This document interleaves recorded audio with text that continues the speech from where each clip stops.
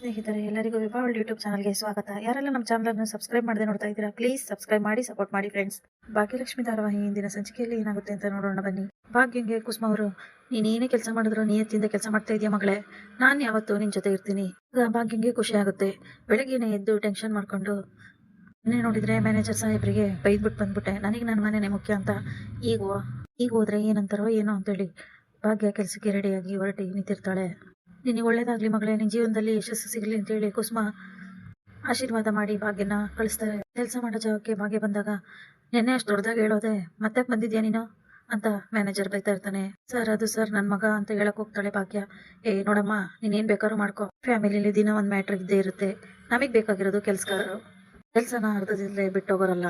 ಇರೋಡಮ್ಮ, ಸುಮ್ನೆ ಇಲ್ಲಿಂದ ಹೊರಟೋಗು. ನಿನ್ನ ಕೆಲ್ಸದಿಂದ ತೆಗ್ದಾಗಿದೆ, ನಿನ್ ಜಾಗಕ್ಕೆ ಬೇರೆ ಕೆಲಸ ಮಾಡೋರ್ನ ಸೇರ್ಸ್ಕೊಂಡಿದೀವಿ, ನಿನ್ನ ಅಗತ್ಯ ಇಲ್ಲಿಗಿಲ್ಲ, ದಯವಿಟ್ಟು ಹೊರಟೋಗು ಅಂತ ಹೇಳ್ತಾನೆ ಮ್ಯಾನೇಜರ್. ಆಗ ಭಾಗ್ಯಂಗೆ ತುಂಬಾ ಶಾಕ್ ಆಗುತ್ತೆ. ಸರ್, ಏನ್ ಹೇಳ್ತಾ ಇದ್ದೀರಾ ಸರ್? ಇದನ್ನೇ ನಂಬ್ಕೊಂಡು ನಾನು ಜೀವನ ಮಾಡ್ತಾ ಇದ್ದೀನಿ, ನನ್ನ ಕುಟುಂಬ ನನ್ನ ನಂಬ್ಕೊಂಡಿದೆ.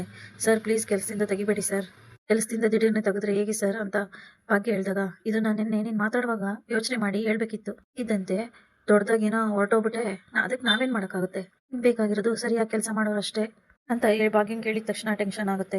ಏನ್ ಮಾಡೋದು ಗೊತ್ತಾಗ್ತಾ ಇಲ್ವಲ್ಲ. ಎಣ್ಣೆ ಮಾಡಿರೋ ಕೆಲ್ಸಕ್ಕೆ ಸಂಬಳ ತಗೊಳಮ್ಮ, ಇದು ತಗೊಂಡು ಹೋಗ್ತಾ ಇರು ಅಂತ ಹೇಳಿದಾಗ ಭಾಗ್ಯಂಗೆ ತುಂಬಾ ಬೇಜಾರಾಗುತ್ತೆ. ಸಂಬಳ ತಗೊಂಡು ಅಲ್ಲಿಂದ ಹೊರಗೆ ಬರ್ತಾಳೆ. ಅಷ್ಟರಲ್ಲಿ ತಾಂಡವ್ ಮತ್ತೆ ಶ್ರೇಷ್ಠನ್ ನೋಡಿದ ತಕ್ಷಣ ಸಾಕಾಗುತ್ತೆ ಭಾಗ್ಯಂಗೆ. ಆಗ ನೀವೇನ್ ಮಾಡ್ತಾ ಇದೀರಾ ಇಲ್ಲಿ? ಶ್ರೇಷ್ಠ ಮತ್ತೆ ತಾಂಡವ್ ನಗ್ತಾ ಇರ್ತಾರೆ. ಅಂತೂ ಇಂತು ತಾಂಡವ್, ನಾವ್ ಅನ್ಕೊಂಡಿರೋ ಕೆಲಸ ಆಯ್ತು ಕಣೋ. ಹೋದ್ ಸರಿ ಏನೋ ನಾವ್ ಅನ್ಕೊಂಡು ಸ್ವಲ್ಪ ಲೇಟ್ ಆಯ್ತು, ಮನೆ ಉಳಿಸ್ಕೊಂಡ್ಬಿಟ್ಲು, ಹೇಗೋ ಗೆದ್ಬಿಟ್ಲು. ಆದ್ರೆ ಈ ಸರಿ ಕೆಲ್ಸನೂ ಕಳ್ಕೊಂಡು ಕೆಲ್ಸನೂ ಸಿಗದೆ ಮುಂದೆ ಏನ್ ಮಾಡ್ಬೇಕು ಅಂತ ಗೊತ್ತಾಗದೆ ರೋಡಿಗೆ ಬಿದ್ದೇ ಬೀಳ್ತಾಳೆ. ಒಟ್ನಲ್ಲಿ ನಮ್ ಲಕ್ ತುಂಬಾ ಚೆನ್ನಾಗಿದೆ. ಭಾಗ್ಯ ಕಷ್ಟಪಡೋದನ್ನ ನಾವು ಕಣ್ಣಾರೆ ನೋಡ್ತೀವಿ. ಅಲ್ಲಿಗೆ ನಾವಿಲ್ಲಿಗೆ ಬಂದಿರೋ ಕೆಲಸ ಮುಗೀತು, ನಾವಿನ್ ಹೋಗೋಣ ಅಂತ ಶ್ರೇಷ್ಠ ಹೇಳ್ತಾಳೆ. ಆಗ ಭಾಗ್ಯ, ಇದೆಲ್ಲ ಮಾಡಿದ್ ನೀವೇನಾ? ಈ ಕೆಲಸ ನನ್ನನ್ ಕೆಲಸದಿಂದ ತೆಗಿಸ್ಬೇಕು ಅಂತ ಹೇಳಿ ನಾನು ನೋಡ್ಕೊಂಡ್ ಬೇರೆ ಬಂದಿದ್ದೀರಾ?